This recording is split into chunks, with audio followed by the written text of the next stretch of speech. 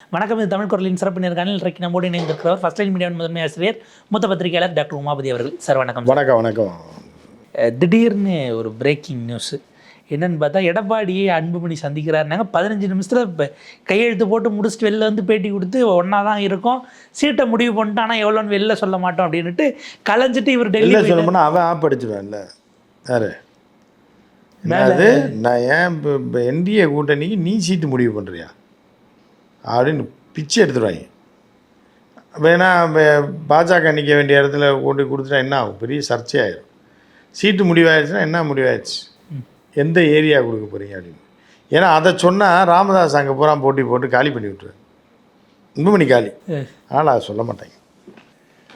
இல்லை, இப்போ 15 நிமிஷத்தில் முடிகிற வேலையாக நமக்கு அது மீடியாவில் அப்படி தான் தெரியுது. பட் இதுக்கு முன்னாடியே ஒர்க் பண்ணியிருப்பாங்கல்ல. மாதக்கணக்காக பேரம் பேசி பெட்டியை மாற்றி காசை கொடுத்து திருப்பி இப்போ இந்த நோட்டு சரியில்லை, வேறு நோட்டு கொடுங்க, கரகரையாக இருக்குது, இதெல்லாம் பேசி அதெல்லாம் மாற்றினதுக்கப்புறம் தான்.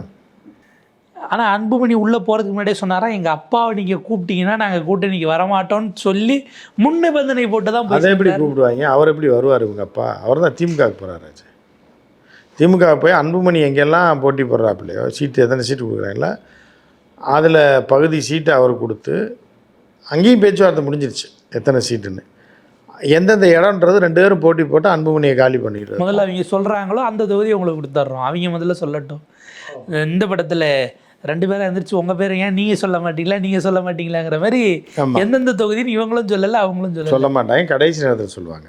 இப்போ இவங்க 2 பேருக்குள்ள மோதனா லாபம் யாருக்குன்னு ஒரு கேள்வி இருக்குது. லாபம் திமுகவுக்கு தான், வேற யாருக்கு லாபம்? இப்போ அன்புமணி போனதுக்கு முதல் காரணம் மாம்பழம் கிடைக்கணுங்கிறதுக்காக தான் அவர் அங்கே போய் சரண்டர் ஆனாரா? இல்லை அவர் கொய்யாப்பழம் கூட கிடைக்காது. ஏன்னா மாம்பழம் வந்து கொடுத்தா அவர் ஜெயிச்சிடுவாரா? மாம்பழம் அவங்க ஆட்டையை கலைச்சி விட்ருவாங்க. அன்புமணி ஆட்டை யார்? பிஜேபி கலைச்சி 2 பேருமே கிடையாது. இவர் கொய்யாக்கா, அவருக்கு புளியங்கான்னு சொல்லி கொடுத்து விட்ருவாங்க. கொடுத்து 2 பேரும் போங்க மண்ணா போங்கன்னு சொல்லி காலி பண்ணி விட்ருவாங்க. அந்த இடத்துல நம்ம எனக்கு பயன்படுத்தாது இது வந்து யாருக்கும் பயன்படக்கூடாது அப்படின்ற மாதிரி. சரி, என்ன இருந்தாலும் போன 3 தேர்தலாக மோடி கூட தான் அவர் பாராளுமன்ற எலெக்ஷனில் அன்புமணி கூட்டணி வச்சுருக்காரு. நடுவில் மட்டும் மாற்றம் முன்னேற்றம்னு ஒரு எலெக்ஷனுக்கு தனியாக போனார்னு வைங்க.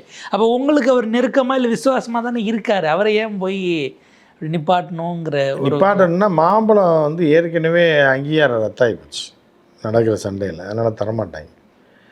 புளியங்காவோ இல்லை பலாப்பழமோ ஏதாவது ஒன்று கொடுப்பாங்க, அதை வச்சு நிற்க வேண்டியதான். இல்லை, இப்போ இதுக்கு முன்னாடியும் கான்ஷியஸாக ஒரு ராஜ்யசபா சீட்டு வர அவங்க எப்படி பிஜேபிக்காரர் எப்படி ராஜ்யசபா தர முடியும்? அவனுக்கே எடப்பாடி தருவார். அவர்கிட்ட பேசியிருக்காரு. எடப்பாடி அந்த ராஜ்யசபா சீட்டை வச்சு தான் இவ்வளோ நாள் ஓட்டிகிட்டு இருக்காரு. அது வந்து இப்போ ஒரு டைம் இவங்களுக்கு தருவார், இன்னொரு டைம் வந்து பிரேமலதாவுக்கு போன வருஷம் ஏமாத்திட்டாங்கன்னு அந்த வருஷம் கேட்டுக்கிட்டு இருக்கு. அதுக்கும் தரமாட்டாங்க. இது போக ஜிகே வாசனுக்கு காலாவதி ஆகுது ஏப்ரலோட, அது வேற கொடுக்கணும். அவருக்கு அனாமத்தா கொடுத்தா இப்போ ஏடிஎம்கே காரங்களுக்கு என்ன இருக்கு? பொன்னையனுக்குலாம் ஒரு ராஜ்ய பெருமைக்கு ஆட்டை வெட்டி புள்ள கையில் எதையோ கொடுத்தாங்கன்னு ஒரு பழமொழி வரும். அந்த மாதிரி தான் இப்போ எடப்பாடி இருக்கார். பெருமைக்கு ஆட்டை வெட்டி அதாவது அன்புமணிக்கும் பிரேமலதாவுக்கும் கொடுத்துட்டு அவங்க கட்சிக்காரன் என்ன பண்ணுறாங்க? ஜிகே வாசன் வேறு கேட்பாரு. ஜிகே வாசன் இருக்காப்புல. ஜிகே வாசன் வெளியில் போனால் இப்போ 100 ஓட்டு கூட விழுகாது. இந்த மாதிரி எம்பி ஏதாவது ஓசியில் கொடுத்தா தான் உண்டு. ஸோ இப்போ என்ன பண்ண போகிறாங்கன்னு தெரியல. ஜிகே வாசனோட போய் தமிழ் குருவி வேறு சேர்ந்துருக்கு. அவருக்கு வேறு தமிழ் குருவிக்கு வந்து என்ன பண்ணுவாப்புலன்னா எம்எல்ஏ சீட்டு வாங்கி கொடுத்துருவாப்புல, நிற்க வச்சு அதோட நாசமாக போகணும். அவர் வீடு இருக்கிற ஏரியாவில் நிற்க வச்சு அங்கேயே அப்படி போய் அதனோட கழிச்சிடலாம் அப்படின்ட்டு. இப்போ ராஜ்யசபானாலும் ஒன்று தான், அது அன்புமணிக்கா சௌமியாக்கான ஒரு சண்டை வேறு இருக்குது.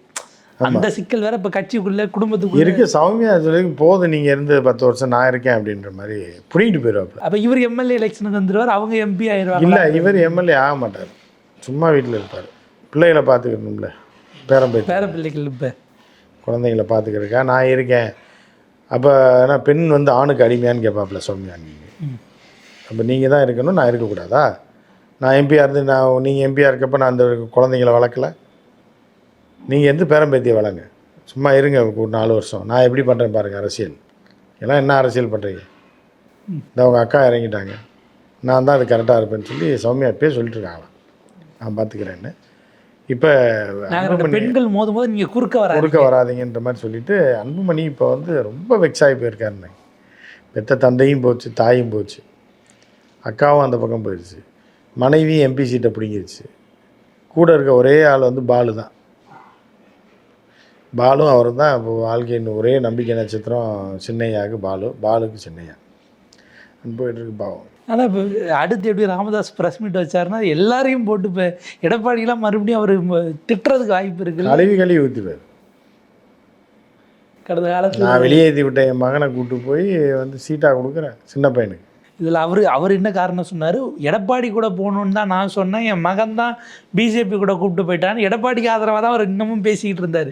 சேர்ந்துருந்தோம்னா நாங்கள் ஜெயிச்சிருப்போம், பார்லிமெண்ட் எலெக்ஷன்லேயே 10 சீட்டு ஜெயிச்சிருப்போம்லாம் பேசிகிட்டு இருக்கும்போது அந்த எடப்பாடி இப்போ இவரை கைட்டி விட்டுட்டு கூப்பிட்டு போயிட்டார் அப்படின்னும் போது அது பெரிய ஆகத்தான் செய்யும். சட்டமன்ற தொகுதியில் தான் ஏதாவது 10 சீட்டு, ஆனால் மொத்தத்துக்கு இவர் ஒரு 2 அவர் ஒரு 2 ஜெயிப்பாங்க. அதாவது போன முறை 5 ஜெயிச்சாங்க, இந்த முறை 4 3-2 பிரியும். அது யாருக்கு 3 யாருக்கு 2 வருதோ அதுதான் முடிவாக இருக்க போகுது. எல்லாரும் ஒரு கதை இன்னைக்கு எழுப்புறாங்கன்னா, திடீர்னு விஜய் சஸ்பென்ஸாக போய் ராமதாஸை பார்த்து, நீங்கள் வயதில் மூத்த அரசியல்வாதி, உடம்பு சரியில்லை நாங்கள் பார்க்க வந்தேன் அப்படின்னா அவர் அப்படியே மனசு உருகி என் மகன் கூட என்னை பார்க்க வரல, இந்த தம்பி வந்துருச்சுன்னு கூட்டணி அப்படின்னு ஒரு தியரியே கிளப்பிக்கிட்டு இருக்காங்க. விஜய் அப்படி போய் அன்பா பார்ப்பாரா ஒரு மூத்த தலைவரை தெரில. விஜயெல்லாம் அந்த மாதிரிலாம் இறங்கி போகிறதுக்கு வாய்ப்பு கம்மி தான். ஏன்னா முதல்ல என்ன சொன்னாங்க, பாண்டிச்சேரி போயிட்டு அப்படியே வர வழியில் இப்போ திண்டிவனத்துக்குள்ளே வண்டியை விட்டு பார்த்துட்டு வருவார்னு ரொம்ப நாளாக சொல்லிக்கிட்டு இருந்தாங்க. அது நடக்கிற மாதிரி தெரியல. விஜய் வந்து யாரையுமே இப்போ பெத்த அப்பனே பார்க்கல, யாரை போய் அதான் பார்க்க மாட்டேன். இறங்கியே போமா என்னைய வச்சு தான் நான் தான் முதலமைச்சர் அப்போ நாளைக்கு சொல்லிடுவார்ல ராமதாஸ், அவர் தயவில் தான் அவர் ஜெயிச்சார்னு. அதனால் தெருவில் விட்டுருவார். அவர் ஐயா ராமதாஸுக்கு ஒரே வழி என்ன அப்படின்னா திமுக தான். திமுகக்குள்ளே இப்போ ராமதாஸ் வராருன்னா காங்கிரஸ் என்ன பண்ணுங்கிற கேள்வி இல்லை. அவங்க பாட்டு வாரத்தை விட்டு இன்னைக்கு காலையில் பிரவீன் சக்கரவர்த்தி அவரும் அண்ணாமலை மாதிரி ஆகிட்டார். இங்கே சென்னை ஏர்போர்ட்டில் ஒரு பேட்டி, அங்கிட்ட போய் காசு கொடுத்தா எடுத்து போடத்தான் செய்வாங்க பேட்டி. ஆனால் மற்ற அட்ரஸ் இல்லாதவனை கூட எடுத்து நடந்துக்கிட்டே கூட இப்போ வைக்க வச்சுட்டு போகிறாங்க சார். ஆமாம், இவங்களுக்கு அங்கே காசு வாங்கியிருப்பான் மேல் இடத்துல, எடிட்ரு ஓனர் டைய போட்டிருப்பாங்க. அப்புறம் அவன் மைக்கை தூக்கிட்டு தானே போன ரிப்போர்ட். விஜய் ஒரு அரசியல் சக்தியாக மாறிட்டார். வர்றதெல்லாம் வந்து ரசிகர்கள் எப்படி சொல்கிறீங்க, அது நான் பார்க்குறேன், நான் சொல்கிறேன், நான் நேரில் பார்த்தது உண்மைதானே திரும்ப திரும்ப அது இல்லை. அதுதான் பிஜேபியில் காசு கொடுத்து இது பண்ணிட்டாங்க. மீடியாவுக்கு அவங்க காசு கொடுக்குறாங்க. கொடுக்கும்போது அவன் வந்து ஒரு ஏஜெண்ட்டை ரெடி பண்ண, இவன் தான் நான் வளர்த்து விட வேண்டிய ஆள், இவனை தான் பேட்டி எடுத்து போடணும்னு சொல்லிடுவாங்க. இங்கேயும் காசு வந்துடும், அவங்க காசு போயிடும். அப்போ எல்லோரும் மைக்கை தூக்கிட்டு ஓடத்தான். ஆதவர்ஜுனா டெல்லியில் போய் ஒரு டிவிக்காரன் பேட்டி எடுக்கலை, ரோட்டில் அனாமல் தான் இங்கே இப்போ இதில் சுற்றிக்கிட்டு இருக்கிறனால டெல்லியில் போய் பிடுங்குறாங்களாம். எல்லாம் காசு ஃப்ளைட் டிக்கெட் போட்டு கொடுத்தா அங்கே போய் தான் எடுப்பாங்க. அந்த முதல் 3 நாள் ஆச்சுன்னா இங்கே தான் வரப்போகுது. அது இங்கே எடுக்க வேண்டியதானே, டெல்லியில் போனால் இதெல்லாம் பில்டப். அவர் பெரிய தலைவர் மாதிரியும், அவர் டெல்லியிலே லாபி பண்ணிகிட்டு இருக்க மாதிரியும், அவருக்கு டைமே இல்லைன்ற மாதிரியும் இங்கே ஓனர்கிட்ட காசை கொடுத்து ஆளை அனுப்பியா அப்படின்னு சொல்லி கேமராமேனே அதை அனுப்பிட்டு அங்கே போய் பேட்டி எடுத்து போடுவாங்க. அந்த மாதிரி பிரவீன் சக்கரவர்த்திக்கு அடுத்த லாபி பண்ணுறாங்க. அன்புமணிகிட்ட கூட்டணியை முடிவு பண்ண அதே வேகத்துக்கு எடப்பாடி இம்மீடியட்டாக டெல்லி கிளம்புறாரு. முந்திர நிலை எஸ்பி வேலுமணி டெல்லி போயிட்டாப்புல. அவர் தான் போய் ஏற்பாடு பண்ணாப்புல, அவர் தான் கூப்பிட்டு மிரட்டியிருக்காங்க.